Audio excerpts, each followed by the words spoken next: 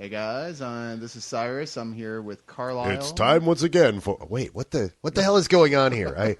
I just stepped out of a time machine. It was August, and then boom, it's like September. Where the hell have I been? I believe you've been watching movies for a few days. A couple, I think. It's almost like the Ludovitko treatment from Clockwork Orange. And who the hell is this guy? I don't even know this guy. Oh, you haven't recorded with this guy. He's a League member. This is Jason. I know you son of a bitch. The League of Lame-Ass Weirdos. Is that what it's called? Or... Well, we actually pretty almost much went with that name. That's funny. We embrace it. Come on. But is this a comic book? Why you have comic books on the table in front of us like we're going to talk about this? You're lucky that we don't wallpaper here. Hang on, I'm going to call Leon. You just shut the fuck up for a minute, Carlyle. War Heroes, issue 1. But we are not actually here to talk about comic books. Good. We're here to talk about Fantastic Fest. Fantastic. Okay. But see, did you notice how he was covering? Because he really wanted to go fantastic. And he's like, fantastic. I really did. We don't make gay jokes in my living room. Not unless Leog is recording. Not unless Leog is recording. And then it's 1 per 10 minutes. Yeah, right. Tops. I thought Leog was a gay joke. Obligatory elf question. Four guys sitting around talking about comic books. Yeah, nothing gay about that. Well, that's a circle jerk. You're confused. And they're always good friends. No, we're all farther than arm's distance from each other. But not foot distance. But it's kinky, Jason. Is that what they call a circle jerk? Is that what that's called? I don't know. Fantastic Fest. But once again, fantastic. Thank you, Jason. We're here for Fantastic Fest. Carlyle, why don't you fill in the blanks for those who haven't been paying attention to everything I've blogged about for the past 10 days. Well, essentially, Fantastic Fest is a festival started about 4 years ago by a group of folks in Austin, Tim League at the Alamo Drafthouse, Harry Knowles, writer-director Tim McCandless, and a whole bunch of other people who got together and said, we want to make a film festival. We want to make it in Austin. We've all been to tons of film festivals. Let's take the very best and very worst of what we like and don't like about film festivals, cut out all the bullshit, and just make the coolest festival we can. The result is Fantastic Fest, which is now an 8-day event of all genre films from all over the world. All genre? All genre. Pretty much. On rare occasions, they've brought in like special world premieres of stuff that's not really genre, and it's always rare when they adhere to it pretty well. Yeah, all the films that are programmed into the festival are all genre, which means they're horror, science fiction, fantasy, or animation. And they've incorporated Western to a certain extent. Well, because Western is considered genre. I think Western is A, coming back, and B, it's certainly genre. Oh, man, I hope you're right. But I hope you're right. Point is, this was year 4, and we have watched untold hours of movies. Movie orgy. Several of us saw 4 to 5 movies a day. That was my average. Mine too? Yeah. And I actually, on top of that, watched a pile of screeners beforehand. I would have I had them before. I think Carlyle saw more than all of us because he was devouring them even before the festival started. Yeah. Which isn't totally unfair, but you know. Which isn't or is? No, it's totally not fair. I would have been watching screeners leading up the whole time. Someone put them on in my hands. Except that I had to talk you into going to Fantastic Fest in the second year. That's true. Well, no, I was on the boat from the very first. No, see, the first year, he was trying to talk me into it, and I was like, festivals, and then he came back telling me all the films it showed, and I was like, fuck, and I was immediately like, okay, I'm definitely going. And that was just when it was 4 days and 20 films. So this is the 4th year that we just got done with, and I mean, it's, we're that breed of people who can watch 4 and 5 movies a day and be like, man, I can hardly wait for tomorrow for another 4 or 5 movies. It was intoxicating. I was telling during a particularly inebriated moment between the two of us, I was telling Tim League that it's better than any sanctioned holiday. Was that the It's Raining Men night? Yeah, it was. The Fantastic Feud, I believe. The Fantastic Feud night. Yeah. The party, the real party. Yeah. We no, don't clue anyone into that. That's, I think they found out this year. It's a little, well, it wasn't too terribly packed. The apocalyptic karaoke they bash. sold out. Yeah, they sold out. but everyone left. Not pretty- everyone. Well, No, people started half of leaving the over crowd. time. you think it was just half? About half. yeah. Okay. No, okay. but we're talking about something people don't understand. we'll What get is to this? There's this thing we had that started last year, and it started out as just Fantastic Feud. It was a competition between the nerdiest of the nerds. Shout out to Scott Weinberg. Yeah, shout out to Scott Weinberg from Cinematical. He hosted it, and he called out the nerdiest of the nerds. So, of course, I was up there. And Jason, too. And yeah, in fact, because we needed one more person on the America team, and I'm like, dude, you got to bring The third Jason. year, yeah. but not me. Yeah. I sat in the Well, audience. and got that was the drunk. very first. Oh, yeah, that's that right. Was the That's very right. first Okay. Fantastic Feud. Almost got called up the fourth year, but then the guy showed up. So we, and the thing was, it was all horror trivia. So, of course, he's a bigger horror nerd than you are, Cyrus. Yeah, no, so. I'm definitely. I like horror. I do. No problem with it. He can but hold his own. I'm no comparison to him, and I don't know what the hell you were doing up there, honestly. But Getting questions right, I believe, is what I was doing. he did all right. he is kind of a human IMDb. He acquitted- Even if he's seen yeah. it like once. Okay, Carlyle I know this acquitted is- himself nicely. I know it's off subject, but one time Carlyle and I used to be roommates a while back, and one time I was sitting in my room watching Remo Williams' The Adventure Continues, and he comes in, knocks on the door without seeing the TV set or anything, and goes, "Hey man, I heard the score. Is that Remo Williams?" I was like, "You know what the score to Remo Williams sounds like?" Through a door, down a hallway, 10 feet away, you went, "Hey, that's Remo Williams." And I'm sure you've sat through his dissertation on Battle Beyond the Stars before. Oh, well, yeah. No, I know that one by heart. The dissertation in the movie. I was The always... dissertation. So I met these guys several years ago. Met Cyrus and then Carlyle in short order after that. And that was when I thought I knew a lot about movies. And then I realized I didn't know dick. Well, you're still pretty good. I mean, when it comes to movies where And it's you like... do, in fact, know Dick. Yeah. Well, when it comes to gay porno and horror, you're still pretty knowledgeable. I am, I'm a wellspring of gay porn knowledge. It's true. Yeah. Yeah. Those stretch marks aren't just for show. Anyway, we are here not to talk For about money. gay porno until Fantastic Fest spreads its wings a little farther anyway. But That's next to year. talk about, in fact, this year's Fantastic Fest. So, you know what? There's no way to do this. There's no organized way to do this. So we're just going to throw open the gates and start with what was the movie that freaking blew your mind? Well, before we get there, just to give sorry. people an idea of what this is, over 50 movies played, including 2 different retrospectives in which they played 5 films apiece, which was Behind the Pink Curtain, which was Japanese sex films, which was weird, and then Yeah. and then I of bet course you that was a Tim League idea. and the Ozploit. No, I guarantee you that was somebody else. Oh, really? But there's several of the guys on the Alamo programming staff. Those guys are geniuses and deranged and bizarre. One of their guys, Brad, was walking around with a SeaTech astronomy shirt. What is that? It's a reference Oh, to sneakers. Right. Nobody on the Alamo staff got it because none of them have seen Sneakers. But they can reference weird old Pinku films. This is what I love about And these guys. I don't know if this was made clear.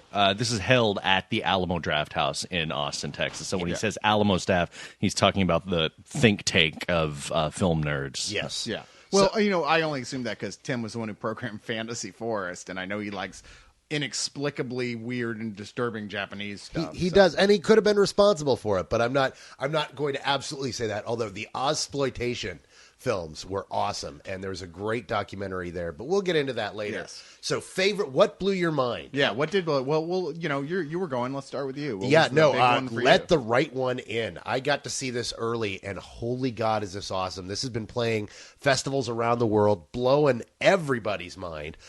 It is. Hey, did you get a chance to see it, Cyrus? Yeah, I wouldn't have missed it. Okay, now what did you guys think about it? I thought it was. I thought it was really excellent. It's in my top 5 of the festival.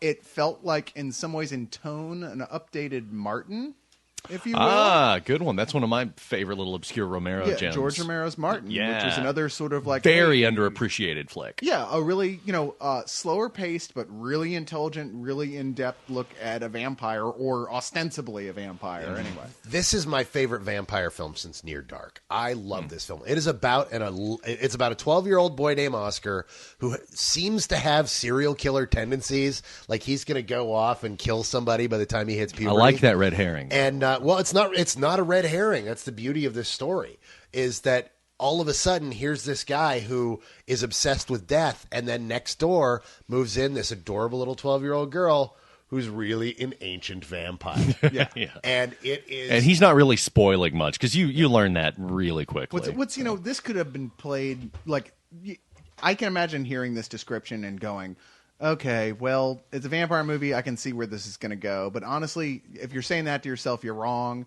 I know this doesn't sound like a complimentary thing, but it is sort of a My Girl meets a bloody ass vampire film. I think that's a great way to put it. It's kind of a charming friendship between this boy. It's a love story. Yeah, exactly. And it's an innocent love story. It's about two misfits coming together. Yeah, it's these two kids, prepubescent children, kind of developing a friendship, kind of a love, but a very innocent love. Not the kind of love that if they were 16 you'd have, and you'd enter the realm of sexual politics. This is a truly innocent best friend love story that's really great. And one of them requires blood to survive. Yeah, absolutely. It seems perfectly reasonable in the context of the film, really. You're like, well, honestly, most of these people are kind of animals themselves. So, hey, it's not like when someone murders because they don't like your religion. She needs to do it to live. So how good is this film? Well, it's the rights to distribute have been bought up. We'll see if they put it into... Magnet Films picked it up. We'll see if they put it into theaters. I don't know if they're going to.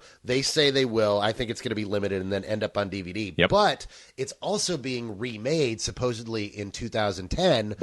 By the director of Cloverfield. Really? Yeah, he just got tapped last week. He seems like such an odd choice. That's like the polar opposite. This Let the Right One In is very much, it's from Sweden, and it's a very quiet, slow film. This is the film, and I know you're going to disagree with me, Carlyle, but if I was going to see the Coen brothers do a horror movie, this is the movie I'd pick for them. No, let me take it back a minute, because you guys are looking at it from the fact that Let the Right One In is a very quiet film. It is a very slowly developing film. But it is about a love story set amidst supernatural happenings, which is Cloverfield. Cloverfield is a love story about a guy who totally screws it up with the girl of his dreams and decides to go back and get her when a giant monster is coming to eat her. These have very similar themes, and he got the love to work in Cloverfield. I think I'm not saying for sure. I'm just saying I can't agree with you about that. I mean, I like Cloverfield, I do, but I think one of the big flaws of it was that I never could really buy into anybody being motivated that way. Plus, who cared about those characters? That's so not true here. This is such a different type of film. I can understand Carlyle's parallel, but I don't necessarily agree, because I like corn dogs and I like pancakes, but really the only two things they have in common are batter. But if you've ever had corn dogs wrapped in pancakes, then you will see why. There goes the fucking metaphor. Right. You like corn dogs, you like pancakes. What else do you like, my friend? Because I'll eat it. I like beer. Anyway, yeah, I don't know. I like corn dogs. I like donut holes. I like cornholing. So Cloverfield, very, very tonally different than Let the Right One In. But you know what? Totally, yes. Yeah, we'll see. But yeah, of course it's going to get remade. I mean, any film that we saw here, just about, that was from another country, has either been snapped up or is about to get snapped up for a remake. Such as the nature of the beast. And I don't know. It's really kind of... All of these that were at the festival were movies that, as they are, would not make a huge splash theatrically. They'd hit art houses and then go straight to video. 90% of them. Now, what blew your mind? What was your favorite movie that wasn't Let the Right One In? None of them blew my mind. Really? Yeah. There was no winner this year? No, I wasn't disappointed. It was a great year, but I didn't walk away from any of them just going, oh my God, you have to see this. I really, really liked a lot of them, but none of them were just, melted my face off. None of them. Who touched you as a child? Well, who ruined your... You did, your actually. You did. Yeah, but that doesn't count. Well, it was like a week ago. He's a very old vampire. He touched lots of people. But he can't keep them all straight. Yeah, right. This was like a week ago, so it was no big deal. Oh, okay. But my favorites, and again, not mind-blowing, but I really liked them, aside from Let the Right One In, were The Substitute. Really? I didn't get to see that one. Great Danish film. Oh man, it was amazing. It caught the young kids banding together camaraderie of Goonies. and then had them facing off against some otherworldly terror like Invasion of the Body Snatchers or Invaders from Mars or something like that. And it had that great 80s kids on an adventure flavor. I thought it was a lot of fun. It was funny. It was creepy at times. Yeah, it was awesome. I heard nothing but good things about this film. Yeah. Every time there was a screening, people walked out going, "Oh my God, Carlyle, have you seen The Substitute?" No, I haven't seen it yet. "Oh my God, you have to see it. It's so good." I ended up with a choice between that or Santos, and with The Substitute, I would have had to have gone to the Fantastic Fest staff and go, "Look, I tried to get in. You already sold tickets," and known I could have gotten in, but being a minor pain in the ass to them, Santos was still open. A lot of people had said the same thing about Santos. I wish I had seen The Substitute. Santos, I didn't think was bad. I just thought okay, that was fun. Santos was goofy fun. I liked Santos. Yeah. I wasn't in love with it, but man, it was a fun, silly superhero movie. I just thought it was a gigantic mess. I mean, we've got Santos is a film. What is it? The guy's from Brazil. Chilean. Right. He's Chilean. And it's a crazy meta superhero film. I don't even know how to describe the plot because it goes all over the goddamn. It was a little messy. I remember it having to do with kids that grew up and then they grew older and they developed superpowers, and then one of them was the key to opening the universe. Yeah, and one of them's an evil villain, and one of them's the key to. It had a character named Fetus Ball, and it made me laugh. And that's so the thing much. is there are laughs in it. Yeah, no question. Yeah. There's some stuff that made me laugh really hard, but only because it was either A, really out of place in a sort of shocking, offensive way for a superhero. Did you really film. let him come on your face? Yes, thank you. That was Or B, was just a reference to some geek thing that we aren't used to seeing. Yeah. You didn't More enjoy obscure some of the geek Cronenberg-esque elements of it? Not really. There was nobody to like in the entire The Fly film. addicted to shit? Yeah, that was one of the things that bugged me. I was like, that was like a little one-off thing that you'd see on the Family Guy, and they just drove it into the ground. I thought I am not into poop jokes. First off, Liar. No, I don't like the poop. You don't like a poop joke, but you like a good fart. He takes his shit seriously. Yeah, I do. Man, when I'm taking a shit, I am just... Never mind. We're not going to go there. But no, I didn't really like Santos. Wish I had seen The Substitute. You only get one pick from this first round. Okay, yeah, right. The Substitute. So it is yours. then. I mean, that's that's neck and neck with Let the Right One In for me. And you said you did not see The Substitute then? I did not see The Substitute. Okay. Well, sorry, you're screwed on that one. But I'll take your word for it, and I do want to see it, and... I don't know. They're supposed to be sending me a round of screeners in the next week or so. So hopefully that's one of them. That'll be Let me know. Them, I'd love to see it again. Yeah. No, I mean, I had talked to you about this before. If we get a chance, we'll do a second round of reviews of stuff we didn't get to see. Okay. Well, for me, it was one of the one that won the audience award. It's The Good, the Bad, and the Weird. I mean, no big surprise. Cyrus is a fan of the Asian film, and the Korean movie this year.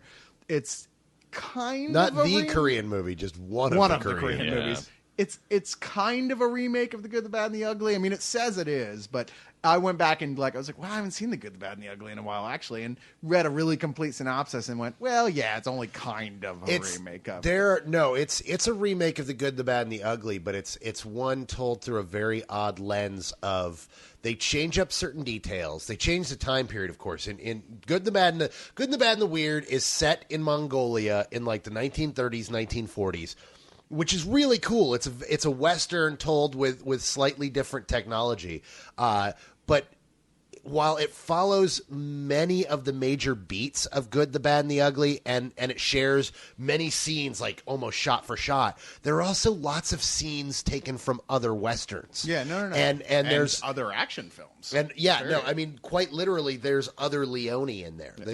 You're like, wait, that's not the opening of this film. That's from the opening of this film, and it's that. But by the same token, it's really cool. If I was to sell this to somebody, just sell it to one of my buddies, like at the bar that I work at part time, I would go, imagine like a Asian amped up on cocaine remake of The Good, the Bad, and the Ugly that ends with a Western version of the Road Warrior big final battle. Oh, jeez. See, I'm really kicking myself that I missed this one. Oh, yeah. This was amazing all the way through it. It was almost 3 hours long, and everybody I talked to when that was over went, did that seem short to you? And no, dude, it was like almost 3 hours. Like, Yeah, it's really? like 2 hours. That's the one that I have the biggest regret about missing. It's like 2 hours and 45 minutes. Yeah. It was long. And it's intense through the entire film, and not just for great action, but man, great characters, good comedy. The best way I could describe it is imagine a really great Asian director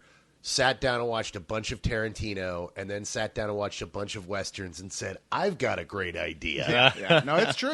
And, that's what the Koreans do, though, is their whole industry is based around taking other people's ideas and mutating them and changing them into their own weird culture. They're almost as big on remakes as we are. Yeah, yes, they are. So, yeah, no, that was a really good one. The Good, the Bad, and the Weird also got picked up and will get some level of distribution. I had heard that, yes. It will be cool. Wasn't it like the #1 Korean film of the year or something like that? Yeah, but then you've got films like Astropia, which was the #1 Icelandic film. Well, Out of, like, 5. Actually, Korea, unlike Iceland, has a really sizable film industry they now, do. though. So that The actually Good, the does Bad, and the say Weird. something. It's a really good film. I do definitely recommend it. Yeah. No, it's funny because I normally really like Korean films, and I recently read Legend of the Shadowless Sword, which I know you liked, but I didn't care for at all. Oh, I loved that. And I disliked that for many of the same reasons that I strangely enough like The Good, the Bad, and the Weird. It's referential, but it's not deferential, and it should be more so to what it's stealing from. But anyway, that's neither here nor there. So where are we going to go from here? Those were the three big ones. Well, Let's talk about some of the other highlights. Let's stay in Asia and let's talk about chocolate. Yeah, chocolate was How fun. did you guys both get to see chocolate? No. Oh. In my review, I said, chocolate. Action's so good, it's retarded. Okay. Well, Come on, let me just line. sell you on this. Autistic foo. Yeah. That's what this movie's about. It's about an autistic girl How did I miss this? who grew up outside of a martial arts training center and spent her days wobbling back and forth by the window, watching and listening to guys. Wait, what movie did you see? Chocolate. That never happened in the movie. Yes, it does. No, it Yeah, didn't. did you miss that sequence? That's how she No. learned martial arts to begin she with. learned martial arts by being pissed off and wanting to kick shit, and then Oh, her mom. She started kicking this like pole, and so her mom put wrapping around it so her legs got strong. And then she started watching Tony Jaa films. You missed the scene because before that, she was watching outside of her house was a martial arts training center, and that's where she learned how to kick the pole because they were kicking the poles. Well, maybe and her mom Cyrus put the bubble wrap around. Cyrus was busy sucking dick in the alley so he could get into this next secret screening. Sancho, I was probably That's just right. eating like 3 pizzas. Anyhow, point is, she learns it that way. Then she starts watching Tony Jaa, Bruce Lee films, falls in love with martial arts, becomes a badass martial artist, and then finds out that her mom used to be a bookie, and a lot of people owe her money. And now that her mom is dying, she needs to go and collect. This kicks ass. Yeah. This kicks total With ass. a little fat kid who's now more grown up, and he's a fat teenager who's taking her around pimping her for money because she can, she's autistic, which is, Not pimping her for money. Well, she's taking her out for like a road show, like sitting around with a circle of people. Oh, yeah. Saying, "Hey, throw these balls at her," and she can catch them without even thinking twice about it.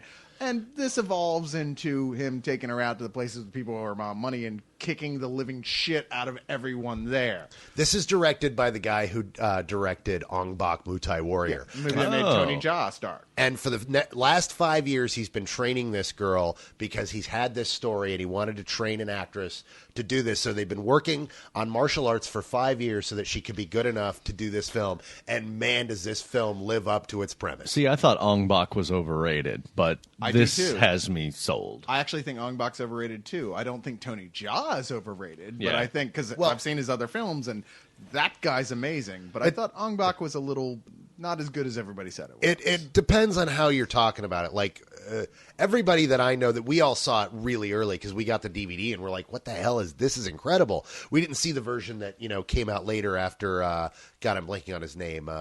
Luc Besson. Luc Besson did sound editing on it, and the version you guys have seen. No, actually, I saw the early version too. Yeah, You know me. I rent the fucking Asian DVDs. So, from the indie but stores. no, the thing about Ong Bak was the plot wasn't very good, but every action sequence was incredible. Well, we don't this, necessarily expect good plots from martial arts. the plot was actually really kind of cool. My only downside with this one is the editing is an issue. because it's clear watching it, this girl isn't as good as they want us to believe she is, which is fine. I mean, no, we watch The Matrix and deal with that. I mean, we know Keanu Reeves can't do after. Shut up! He's not the one. Shut up! He's You really take the one. that back. But, you know, How else do you explain his career? This is like, yeah, right. This is a girl who looks like she's 12, is playing. I don't know. I remember how old she was supposed to be in here, but 87. yeah, not too far from 12.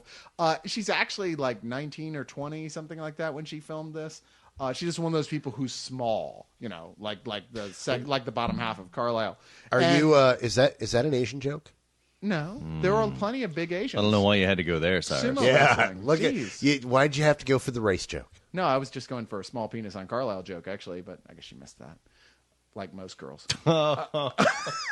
Anyway, you know, when I'm watching these fights, I'm going, it's neat what they're doing with her. I see what they're doing, and she's very flexible, and she can jump around, but I just had a hard time buying into her being this fighter they were selling her as. However, there is one of the best painful stunt craziness endings to this of almost any martial arts film I've ever seen, on a series of 4-story ledges where you're watching it going, man, that guy had to get hurt doing that. And sure enough, sit around through the credits with the bloopers, and they're not funny bloopers. They're dudes getting their shit cracked open doing that sequence. Yeah, no, what was kind of odd about it was they were clearly taking the ending from the old Jackie Chan films. Yeah. Rumble in the Bronx. But they stuff didn't like that. quite, even the older stuff, the older Hong Kong stuff, he always did it. They would put the stunt screw-ups in there because they're kind of funny to watch. The thing is what you have to understand is he knows how to work that. And after every terrible, horrible thing that happens to him,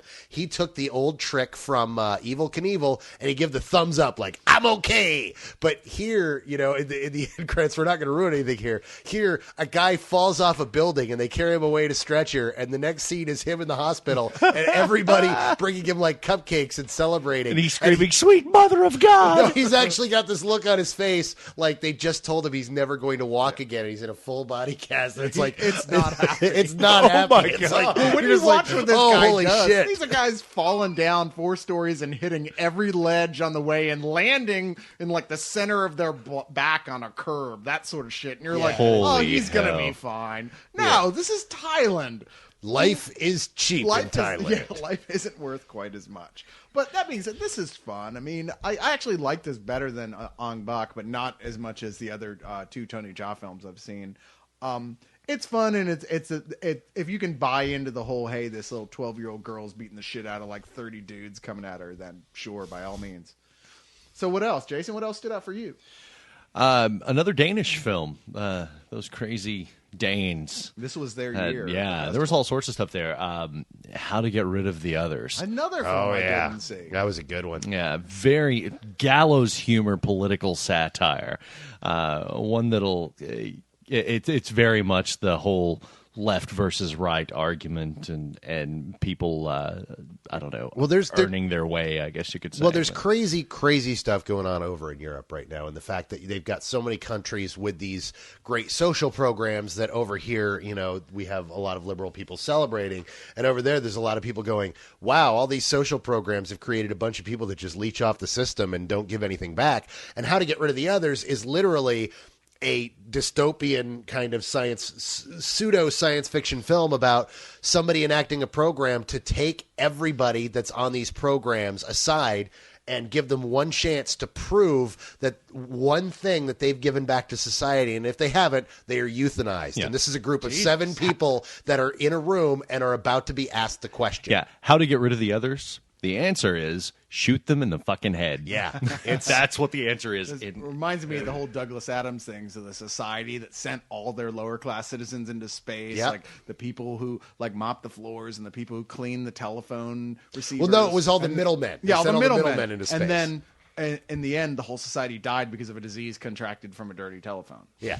But so here we have a really kind of bleak film. Yeah, In very. fact, what was interesting is I watched this back to back with Ex-Drummer, which is very similar in theme, The one except you it's told me to see and I did not get to see. it's entirely about punk rock. And it's all about just the punk rock scene, but it's also about these dregs of society in Europe that have no merit. And it's all about this novelist who has kind of thrown himself into the scene just to experience this so he can write a book. And watching, and they're both very nihilistic films. Yeah. They are both very bleak and hard to watch, and both of them end beautifully. Ex-Drummer in particularly, the last 10 minutes are just so incredible. Did you get to see this, Jason? I've seen bits and pieces of it, but I haven't watched the whole thing yet. And it was not in English, what I saw. I didn't have any subtitles or anything. Wait, somebody But downloaded this still, off BitTorrent. I don't know what you're talking about, but still seeing the What's BitTorrent? watching Ex-Drummer in not even knowing what they were saying, I had to go like scrub myself with a barbecue grill brush because I felt so nasty just in the cinematography and seeing what was going on. It's that just It's punk rock. I was going to say, if it's a punk rock film, that should be. Yeah. No, this is the film. The way I wrote it up was this is the film that I think G.G. Allen would rise up from the grave and go, you guys finally got it right. Okay, but I would put an argument in that G.G. Allen isn't punk rock. He's just fucking insane. Okay. Well, G.G. Allen was insane. Point is, though, this is the... how to get rid of the others. Yeah. This is... No, these... I mean, it really does kind of nail home... about intelligent punk rock, not about, the